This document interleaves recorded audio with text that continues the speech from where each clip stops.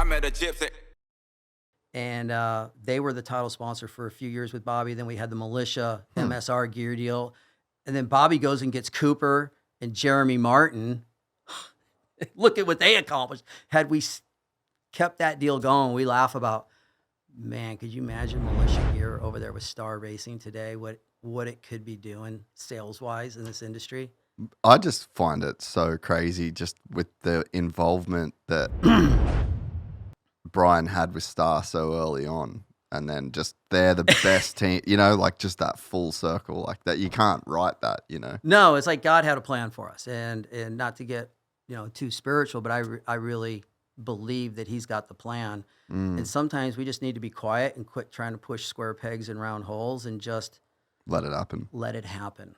And they'll guide us. And it was a start of a great relationship for all of us over there. And then with Hayden coming through, we're just like, wow, that'd be kind of crazy if Hayden ended up over here. Like nothing was ever forced. Everything happened the way it was meant to happen. Yeah. And how these partnerships have come Even together. them having Monster at the time and just like... Right? Yeah. Talk about stars lining up. Yeah. Yeah, like that team could have had Rockstar or whatever, and then it's just like shit the whole program, Yeah. Yeah. Just fully lined up. But that's those are the that gear deal thing was a really cool partnership we had there. But again, Militia, Supercross gear, who would have thought it? Yeah, and then just to what the team ends up becoming, and then Hayden becomes the marquee rider for the team. Like just a wild story.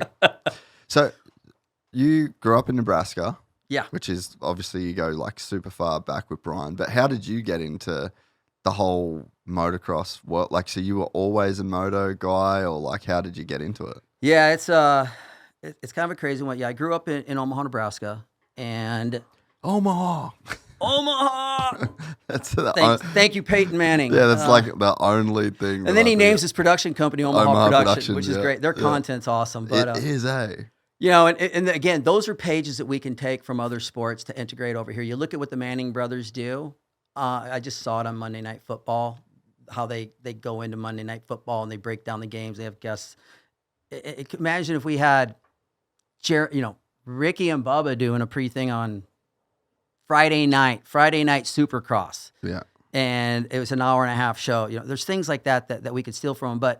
But back to, the question of how I got in this dang sport. But I grew up in Omaha, and in 1976, 77, 78, there was an outdoor national in Herman, Nebraska. And Herman is just outside of Omaha, farmland. And my dad took me out to the races.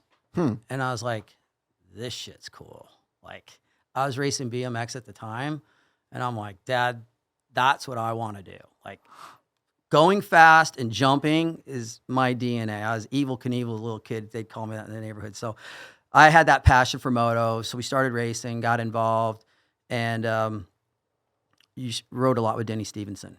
Yep. Denny was closer in age to me. Brian was a few years younger than Denny, and like 6 or 7 than myself. So like when Brian was on 65s, I was on 125s and 250s, and obviously knew who he was, but like we're not hanging out back then when I'm 17 and he's 10, right? Yeah, yeah. But Denny was much closer in age to me, and I raced a lot against Denny as kids, and man, he's super talented.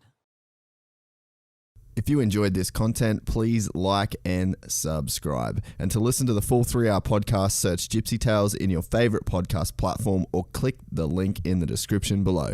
Gypsy Gang.